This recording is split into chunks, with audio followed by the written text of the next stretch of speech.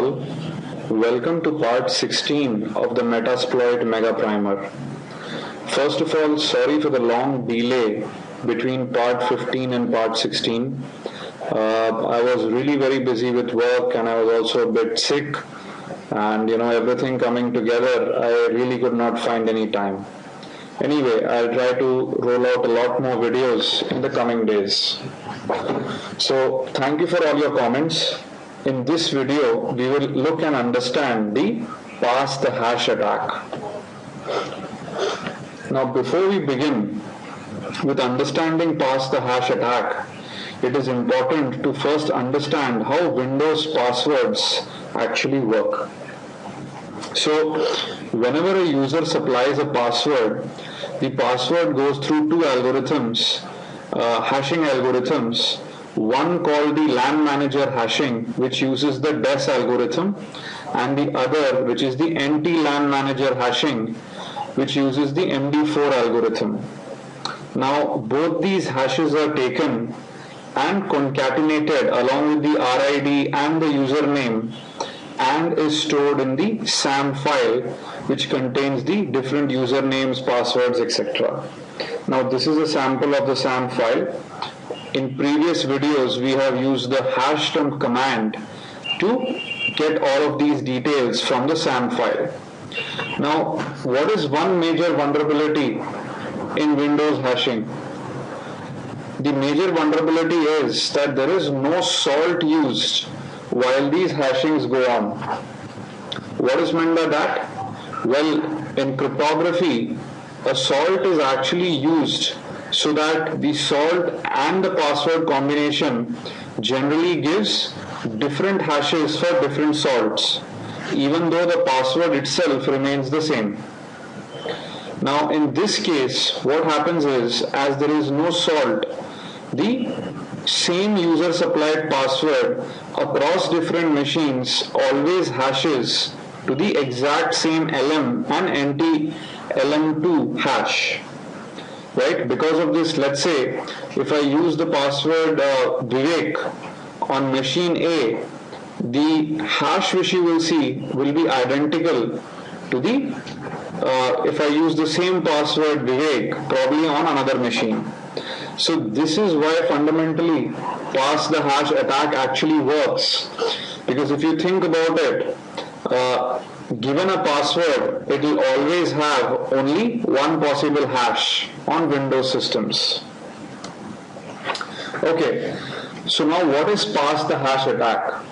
Well, during normal authentication, whenever a user tries to access a resource on a remote computer on the same network, the remote computer first sends an authentication challenge. The user supplies his username password on his local machine, which gets hashed and is sent to the server. If the hash matches the expected value for that username, then the user is allowed access to whatever resource he has requested for if he has the proper authorization. This is how normal authentication works on a Windows network. Well, pass the hash does just one small modification. See, if you think about it, because after the user enters his username and password, it is hashed. In case of pass the hash, what happens is the user attempts to gain access to a resource and also has access to the hash for a given username. Now, this he may have stolen from some other computer. So instead of having to enter a username and password and the password getting hashed, in this case, the user actually uses the username and the hash which he has stolen from some other computer on the same network and sends it directly to the server. Now, as we mentioned, because for a given password, the hash always remains the same, if the hashes were stolen from a reliable resource on the network, then the hashes will match on the server, and thus the server will grant access to the resource requested by the user. Right? So before we move on to how the pass the hash is used in Metasploit, you'll also have to understand a little bit about a protocol called server message block, or SMB. SMB or CIFS, which is what you would call the Windows version, is a way to share resources over a network. Now, SMB is typically used to provide access to file and directory shares, in which if a user has proper authorization, then he can copy files, download files, etc. Access to shared printers, and most importantly, access to the service control manager, using which remote services can be created, started, stopped, deleted, etc. Now, SMB typically uses either one of two techniques as the transport layer. The first is TCP/IP over port 445, which is what is more prevalent. It can also use NBT on port 139, right?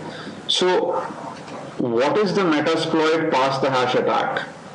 Well, the original idea was actually taken from a tool called PSExec, created by Mark Russinovich of sysinternals. Now, PSExec was actually a remote administration tool using which an admin could actually interact with a program running on the remote system, right? Now, the Metasploit PSExec auxiliary module basically derives all of its internal core from the PSExec tool. So how exactly does the Metasploit PSExec auxiliary module work? Well, the whole idea is to create a Metapreter session on a remote machine for which you already have a valid username and hash combination. The Metapreter session is created by first uploading a service exe file on the remote system, and then using the service control manager access over the MSRPC interface, and then using all of this to create a Metapreter session with the remote computer. Now let's go ahead and demonstrate this using an actual demo. So we have two victims here. The first one is a domain controller, and the other one is a Windows XP machine, right? So what we will do is we will first use a client-side exploit to break into the domain controller, then steal the hashes, and then using that we will break into the Windows XP machine. So let's go to our Metasploit console. So we are running backtrack and we are connected to this instance using this Metasploit console, right? So we launch our client-side exploit. We'll basically wait for the whole server to start running. We've used this specific exploit a number of times, so I'm very sure all of you are familiar with what is happening. If not, please look at previous videos. In the meantime, let me actually bring up Firefox, IE, and now let me type in the IP address for the Metasploit system. So if you notice, our client-side exploit has already started trying out various vulnerabilities on Microsoft Internet Explorer. We'll probably have to wait a bit before the exploit actually works.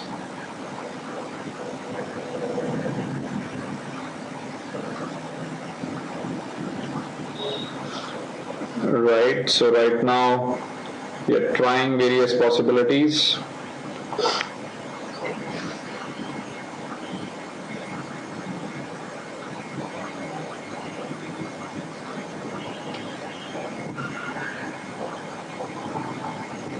Okay, so looks like we've had some success and we have a Metapreter session. Now, very soon this session would be migrated away to a new process just to ensure that if IE crashes, we are still fine. I think the migration is almost done. Yes, it's done. Let's connect to this Metapreter session. So the first thing we actually go ahead and do is dump the hashes. Right? Awesome. So these are the hashes in the remote system. Now, in the pass the hash attack, what we can actually do is use these hashes and authenticate to remote systems, right?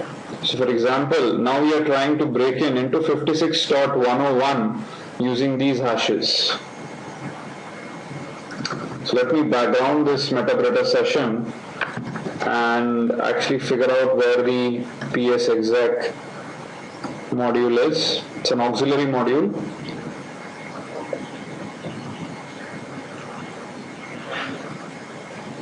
Okay, so let's go ahead and let's go ahead and use this. Let's look at the various options we have. So the remote host is 56.101. Now here is where it gets interesting. The SMB user, we'd actually go ahead and give it administrator. Note that it's not necessary that you would have an admin account on the remote system. We could in that case try out other combinations as well. As the password, what we do is we'll go ahead and give the entire hash. Right? Now let's go ahead and set a payload. Nothing could be better than a Metasploit reverse shell. I think we'll have to go ahead and set the L host now, which is the hacker machine, which is us. And now let's go ahead and exploit this remote system. So if you notice, basically we are connected to 102, which is the Windows XP system. And right now we are using the pass the hash attack. So first we authenticated as user administrator, which has succeeded. Then we are uploading this exe file, which is actually nothing but a service file. And then we go ahead and get access to the svcctl, which is nothing but an interface to MSRPC services. Then we go ahead and create a new service which we associated with this exe and actually start that service. Using that, we actually go ahead and create a Metasploit session. Right? Awesome. So if you look at who we are the system authority on the remote system. So this is what typically pass the hash attack is used for, which is to break into other systems and actually get command access. However, you can use it for a lot of other purposes, one of which is to connect to the remote shares of the system, download files and upload files. So Metasploit has a fair bit of utilities for SMB. So let's go ahead and look at one of the scanner utilities. So we'll go ahead and use the enum shares scanner auxiliary module. Right, so in this case the R hosts is actually going to be our remote Windows XP box. The SMB user is going to be administrator, and the SMB password is actually going to be what we stole from a previous session.